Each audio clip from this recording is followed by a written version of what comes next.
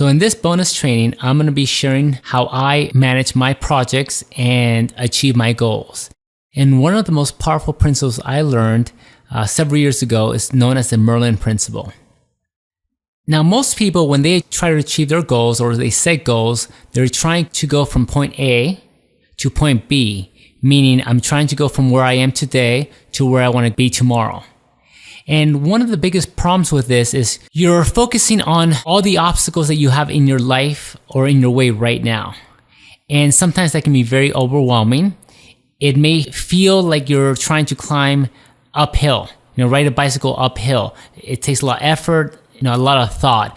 And one of the things I love about the Merlin principle is that it eliminates thinking. I hate to think. It takes a lot of energy. It takes a lot of time. Pretty much, I don't want to have to think every day of what I have to do today so that I can accomplish my goal tomorrow. So I'm going to share with you the Merlin principle. And a simple example of this is think back when you were a kid. You know these puzzles or these mazes that you had to take a pencil, start from the beginning and try to find your path toward the very end? And you know how sometimes you get stuck and there was like a dead end and you would have to start all over again, another dead end, until finally you end the finish line. Well, after doing this several times, most of us get pretty smart and we start backwards. We actually go to the finish line and work all the way backwards until we end up in the starting line. And why this works out so well is we're able to eliminate all the obstacles and really achieve our end goal by working backwards.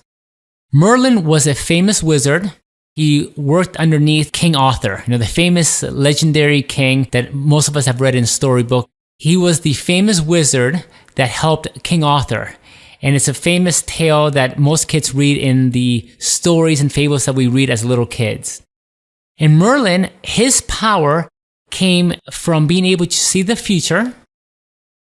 And he was able to actually live and experience the future and then be able to work backwards and know what needed to happen today to be able to achieve that goal in the future, how to realize that vision that he had for the future. So he automatically traveled in the future and came back to the present day and knew exactly the steps he needed to take. Well, the Merlin principle, using it for goal setting and to also manage your projects, pretty much works the same way. Now, the process that I use to create goals, to achieve them, is literally this process I'm about to walk you through right now. The intention is to create a pathway for you to be able to visualize and see where you want to be, and then work backwards until the present day to where you are. And that pathway will actually give you action steps that you need to take to help you achieve that goal. Those specific actions that you write down will tell you every day what you have to do. You don't have to think every morning, okay, what do I need to do today to accomplish my goal? There's already going to be a list of tasks that you have to do on a daily basis. And before you know it, you're able to achieve that goal. Now, here's some important things about the goal. The first thing is the goal has to be specific and measurable. You have to somehow be able to measure that you achieve that goal instead of a goal that's a pie in the sky goal. For example, I want to be happy. Well, how do you really measure happiness compared to I want to take my wife on a date or I want to take my wife on a big vacation 3 months from now? That's a very measurable goal.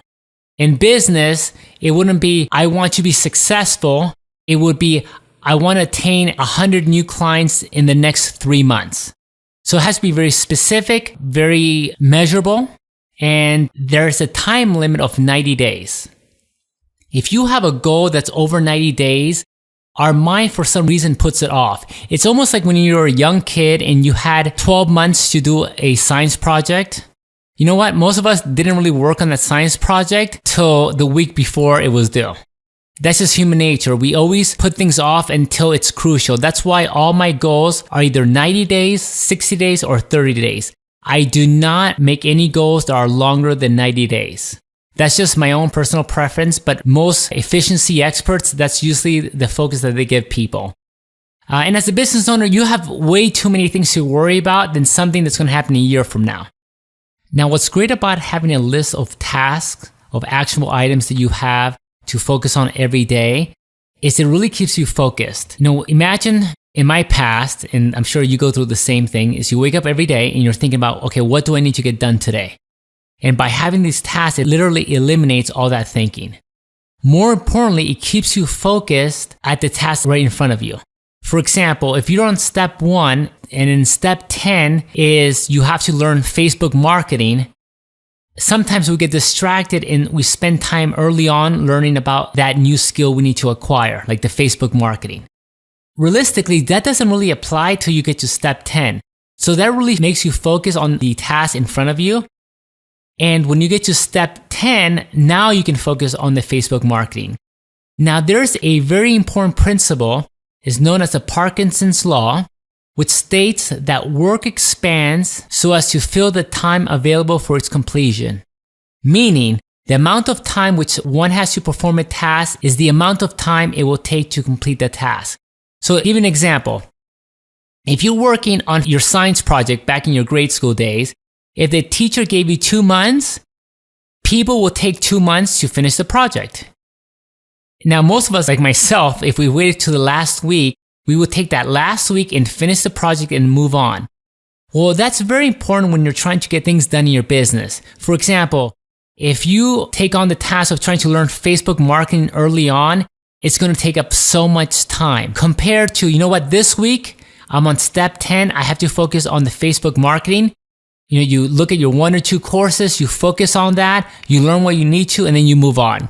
And it doesn't end up taking a month, 2 months to complete those tasks. So I'm going to go ahead right now and pull an example of one of my own Merlin principles for a current business that I have. I partnered with someone who teaches local business people how to land federal government contracts. And our goal is by April 31st to sell 100 of these courses. And if you notice here, my list of action items, very specific action items, starts off with setting up the membership website to be able to handle more members. This is what's known as the CDN setup. This actually speeds up your membership website. So of course, the idea is like we have all these 100 members. It's amazing. And what I'm sharing with you right now is really the first step of your goal setting, which is you want to sit down for a moment in your mind and visualize what is the goal that you want to accomplish. How would it feel? What are the things that just happened? So right now, I'm closing my eyes right now and visualizing, wow, we just landed our 100th customer. Oh my gosh, we need to be able to handle all these members. We need to be able to make sure our website runs fast enough. And then what I do at that moment, visualize the feeling, like feeling successful, feeling good. I turn around and look backwards. I look back in time and say, okay, what was the thing I had to accomplish before I reached this goal? Well, I set up my WordPress to go faster. I documented the process of how new customers get signed up to our system, and I outsourced it to my outsourcers. And I work backwards until I get to the very bottom, which is our present day, which for us was creating our 3 videos to invite people to learn about the government course. So literally this whole process, and I'm giving you a link so you can actually see a Merlin principle that I created for a business. Literally, you end up through this process with every step that you need to do for your business to drive traffic to it. Now, if you notice here, design a retargeting campaign. Have retargeting campaign active on my website. Now, this is before I start marketing the course. Well, think about it. This is roughly step 15, step 20 on my whole process. By having that there, I know I need to do it, but I'm not going to be wasting time doing that in the beginning of my project management. That's going to come down the line. This is such a great way to actually keep you focused and not being distracted from shiny little objects. You know what? We all have distractions. So this keeps me focused. It keeps me focused on results and taking action. So I hope this was helpful for you. I really wanted to record this myself instead of my staff, because this is something that I do not delegate. This is something that I have to do myself. I wish you much success, and go ahead and look into your future so you can actually know exactly where you need to go.